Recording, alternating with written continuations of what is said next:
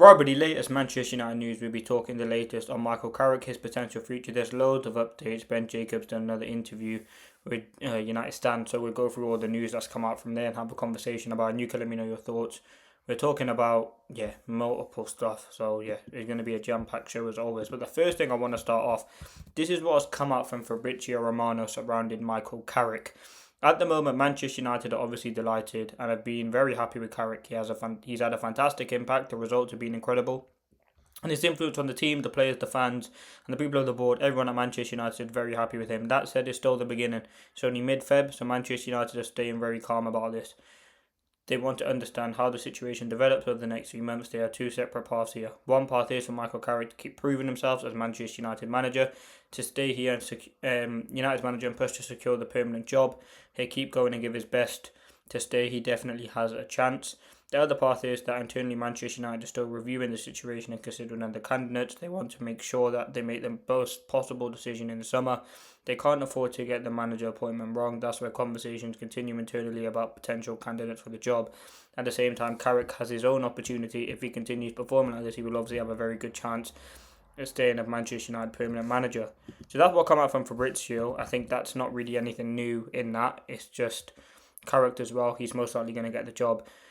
Now, this will come out from Peter Hall in the iPaper, and he said Carrick now stands as a good chance as any candidate of getting the job of Manchester United on a permanent basis. Why Carrick has impressed first and foremost is his off-the-pitch aura. A man of few but meaningful words has helped calm the waters after a turbulent end to Ruben Amorim's time.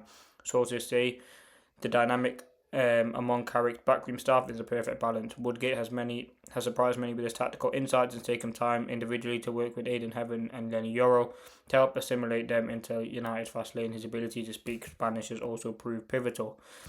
Thomas Tuchel was one of the hierarchy's top picks. The German is more combative than some senior figures would ideally choose, but his track record, especially in the short term, would more be appealing.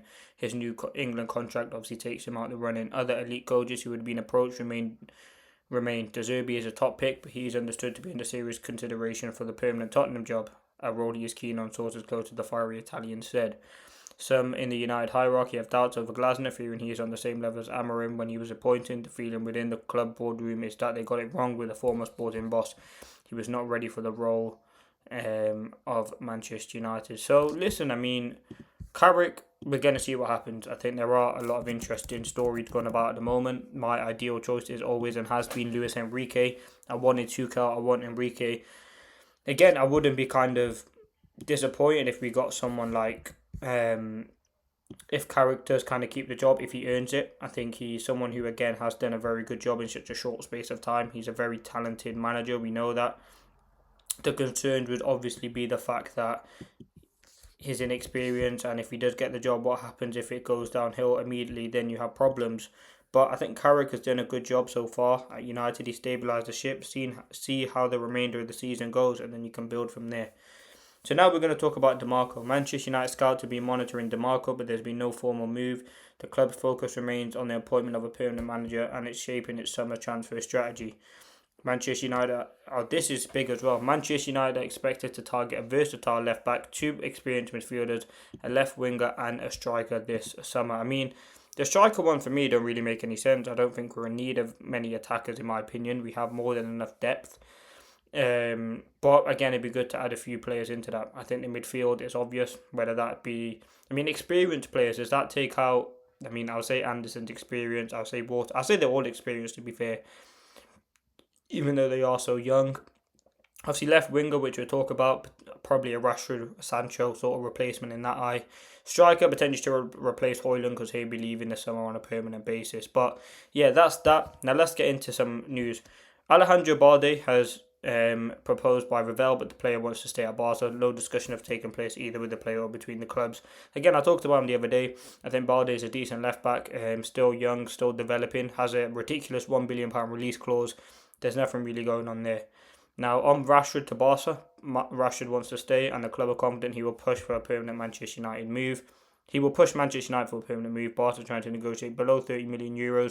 But United insist their price is exceptional value, and they eventually and expect them to eventually pay up.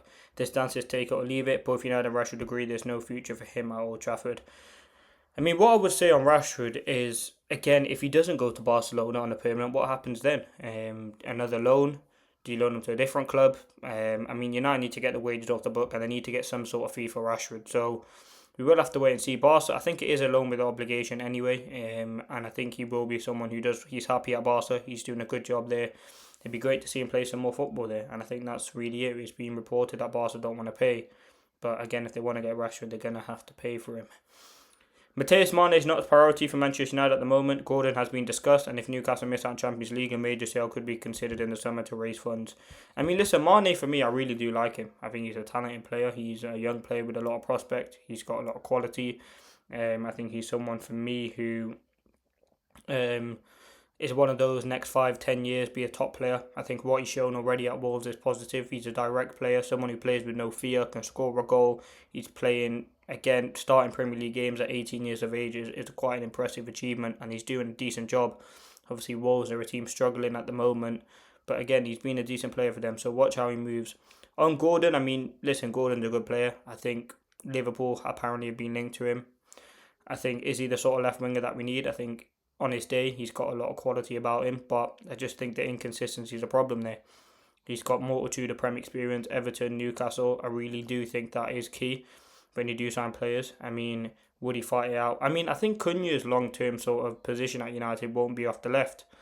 I think it will be more inside. I don't think he's a Bruno replacement as such, but I don't think Cunha's position on the left is kind of guaranteed, and that's why United are looking at left wingers, whether that is someone like Diamande, who has a €100 million price tag, but apparently is going to fall to 60 to 70 million euros. Whether someone like him, whether I really do like seeing Dorgo on the left. I think having a left-footed player on the left, you don't really see that anymore. I don't really remember any, really. I mean, I know obviously past you've had like Ryan Giggs, but more recent, Douglas Costa, Leroy Sané at times.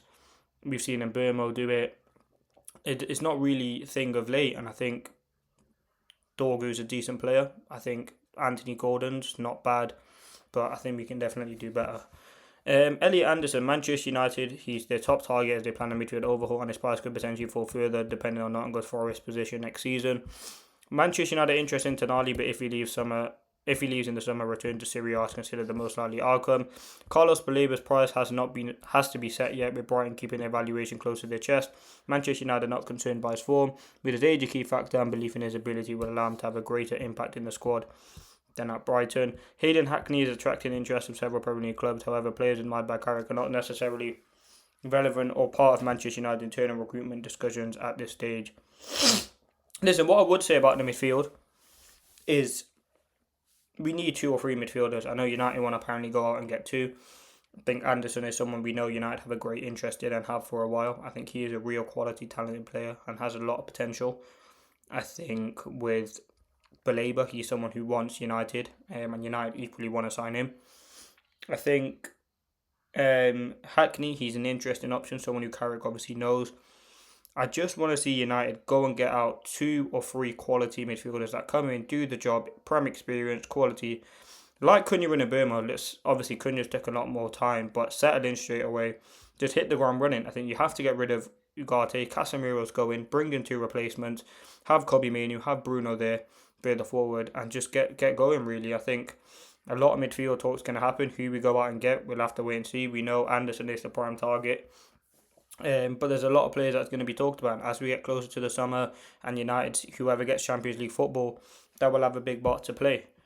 Manchester United appointed Carrick as head coach rather than interim, so he could be involved in all aspects. However, he's not currently putting forward transfer target for the summer and has not been told he's under consideration for the permanent role. By mid-March or early April, United expect to have a clear idea whether Carrick will be a genuine candidate or not. So we're going to get some confirmation in the next 2 months, which is good, or whether Carrick will be permanent. I think United are carrying on their sort of research and discussions to kind of find out who they want as their permanent manager. I think he's a good manager. If he continues up the form, he will get that job on a permanent, which is deserved. We'll have to wait and see. Hopefully we find out some news, as I said, in the next weeks and months, but he won't be having a part in the window at the moment. Xerxes is likely to leave. We know that. We talked about that this morning. Eli Cooper Jr., United are one of the several clubs, no approaches, so nothing really there. Okay, this is actually interesting. About 2 months ago, there were 8 names under consideration, but now it feels like Manchester United have narrowed that list to Anderson, Walton, Baleba, Stiller, and Tonali. Other options will still emerge, but if United were to land the ideal midfield pairing, it would likely to be two from that group. That said, they could miss out on Champions League and miss out on them just to go to a different club and turn to alternative targets. McAllister, nothing in there. Maguire is situation expected in the coming weeks, but United are leaning towards keeping him at the moment. So listen, that's all the latest news. Let me know your thoughts. I've run through it quite quick. I might do a bit of an in-depth video talking about the midfield situation that's been reported there by Ben Jacobs, and yeah, we'll have a more of an in-depth discussion. But that's been your quick run through announcing of the news. Let me know your thoughts.